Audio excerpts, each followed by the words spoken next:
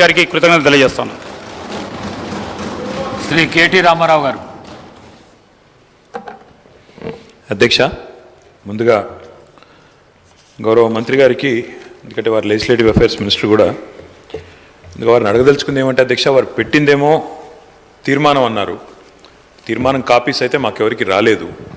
తీర్మానం అన్నారు, చర్చ ప్రారంభించారు. మరి నేనేమనుకున్నానంటే, ఎందుకంటే ఇంత ప్రాముఖ్యత కలిగిన అంశం కాబట్టి గౌరవ ముఖ్యమంత్రి గారే మరి రాష్ట్ర ప్రభుత్వ పక్షాన సమర్థవంతంగా తీర్మానం ప్రవేశపెడుతూ వాదన వినిపిస్తారేమో అనుకున్నాను. కానీ మరి వారు ఏ కారణం చేతనో కానీ ముఖ్యమంత్రి గారు మాట్లాడడం లేదు. వారి సహచర మంత్రివర్యులతో మాట్లాడించినారు. మరి వారికి మాట్లాడడం ఇష్టం లేక మాట్లాడతలేరా, ఇబ్బంది అయి మాట్లాడతలేరా నాకు తెలియదు. కానీ అధ్యక్ష, మాకు గత 10 సంవత్సరాలుగా మేము అక్కడ ఉండి చెప్పిందే ఇవాళ శ్రీధర్ బాబు గారు చెప్పిన అధ్యక్ష, కొత్తదేం లేదు. స్పీకర్ సార్, ముఖ్యమంత్రి గారు వారికి పాపం వారి ప్రధాన ప్రతిపక్ష నాయకుడిని ఏదో అనిపించాలనే ఉబలాటం ఎక్కువ కనిపిస్తుంది. ఇంత అత్యంత కీలకమైన 4 కోట్ల తెలంగాణ ప్రజలకు సంబంధించిన హక్కులు, అనుమతులు, నిధులు సర్వం ఈరోజు మనం ఇక్కడ చర్చించుకుంటున్నాం. ఇంత కీలకమైన సందర్భంలో ప్రధాన ప్రతిపక్ష నాయకుడు గారు ఇక్కడికి వచ్చి 15 సంవత్సరాల తెలంగాణ ఉద్యమం, 10 సంవత్సరాల తెలంగాణ రాష్ట్ర ముఖ్యమంత్రిగా 25 సంవత్సరాలు పనిచేసినా అని గొప్పగా చెప్పుకుంటూ ఉంటారు. ఎప్పుడు వీళ్ళేమో భజన చేస్తూ ఉంటారు.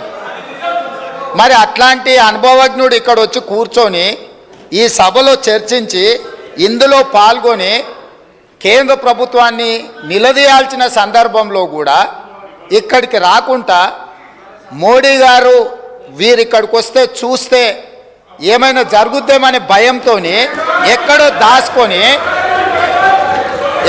దాచుకొని ఇక్కడ వీళ్ళని పంపించి వీళ్ళ అధ్యక్ష మాట్లాడేది.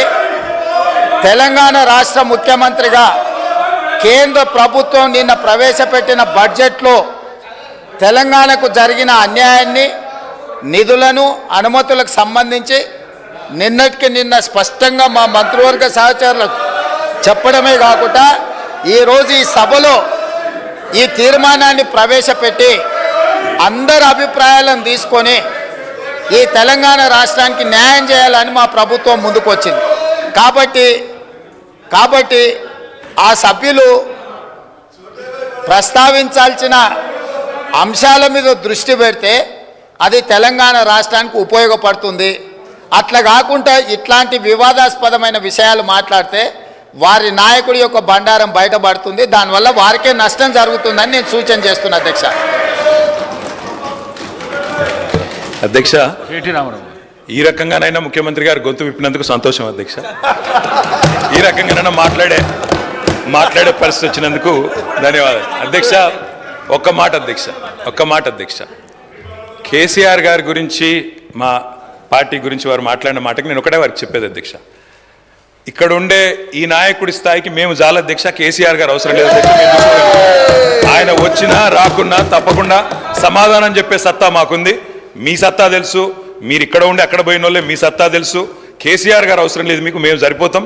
మాకు సమాధానం చెప్పండి చాలు మీరు అధ్యక్ష. వారు అన్నారు అధ్యక్ష తీర్మానం అని. అసలు తీర్మానం ఎక్కడుంది అధ్యక్ష? మాకైతే కాపీ రాలే. ముఖ్యమంత్రి గారు అంటున్నారు తీర్మానం ప్రవేశపెట్టిన. తీర్మానం ఏది అధ్యక్ష?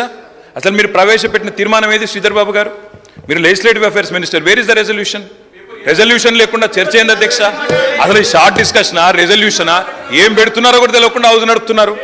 ఇప్పుడు మినిస్టర్ గారు, గౌరవ ముఖ్యమంత్రి గారు స్టేట్మెంట్ చేశారు.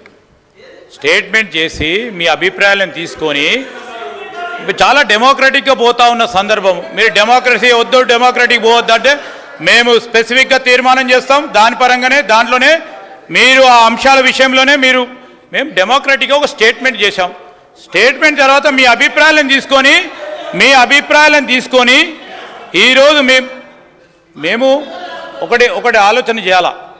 దాంట్లో ఏముంది సార్ అధ్యక్ష?